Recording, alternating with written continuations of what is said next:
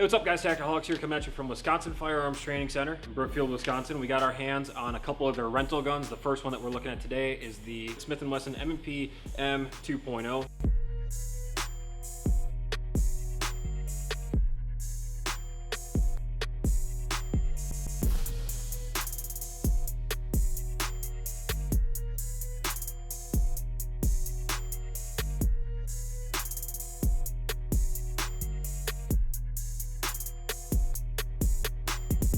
This one's in flat dark earth. It also features an ambidextrous, oversized thumb safety. That's personally not something that I'm a fan of. However, some people out there prefer that mental level of comfort of having a thumb safety that they can control an external safety lever. You still have the trigger block safety designed the same way as all the other M&Ps with that kind of hinge in the center of the trigger. However, I will say that the trigger on this gun is significantly better than previous generations of M&Ps. It's a lot sharper on the breaking point. The take-up seems a little bit smoother and a really good reset. It's super easy to control whether shooting with one hand or two hands, going for nice tight precision style groupings, or shooting it with some speed, for combat accuracy to a high center chest size target. It works really well, and I'm super happy with this. A lot of guys in the M&P world are big into putting apex triggers in their guns. I would call it a necessity in the previous generations of M&Ps. This one, I don't think it's necessary. However, I will say that this trigger probably isn't quite as good as an apex. It's a significant improvement. So if you're not looking to buy a gun and then put additional money into it, you'll be really happy with the overall stock trigger performance of the M&P 2.0. They have some tiny little front cocking serrations, little front scallops on here. If you are the type of person to do things like press checks or manipulate the gun from the front muzzle of the slide, for me that's personally not something that I choose to do.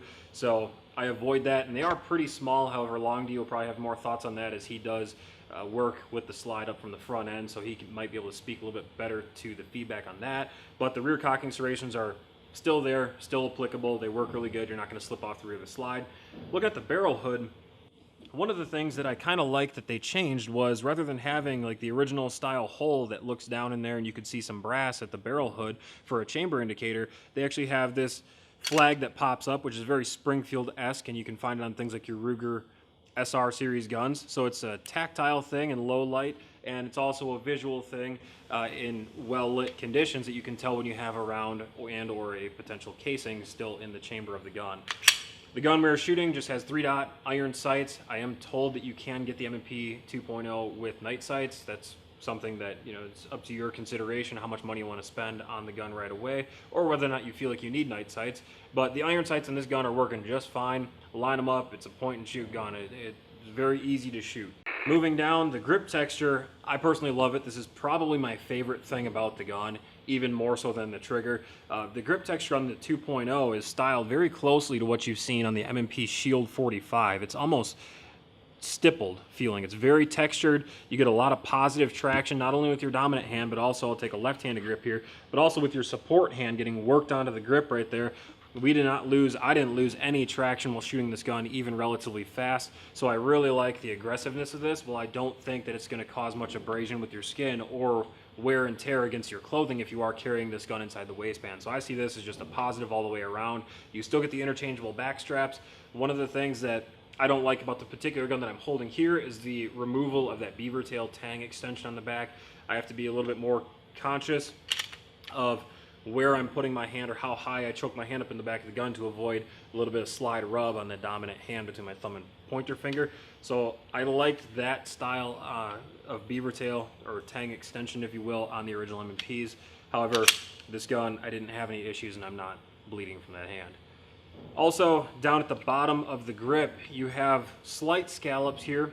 And this is kind of where I feel like Glock went a little bit wrong with the Gen 5. So if you consider an emergency magazine removal from the gun, we're most likely to take our thumb and pointer finger of our support hand and grab the magazine as such around the sides, as opposed to what Glock did by putting a notch in the front of the gun. You're probably not going to finger out the magazine that way. You're probably going to do it, with two fingers. And if you look at the base of the M&P 2.0, they have slight beveling there. I'll go ahead and put an empty magazine into the gun.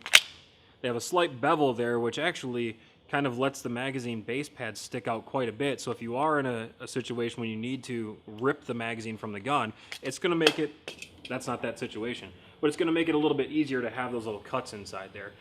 So overall, great performing gun. I didn't expect anything less than a good performing gun from Smith & Wesson, and with the M&P line, as long as it's been around, I expected it to be a good gun. However, I am very pleasantly surprised by the upgrades and enhancements that they have with the M&P 2.0.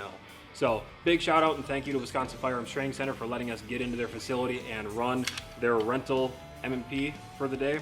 We hope you guys enjoyed the video. Leave a comment down below if you own this gun or if you've shot this gun and what you think of the enhancements that Smith & Wesson made to the gun, but I think it's definitely a viable consideration in the striker-fired, self-defense oriented handgun market. We'll see you soon, and we never quit.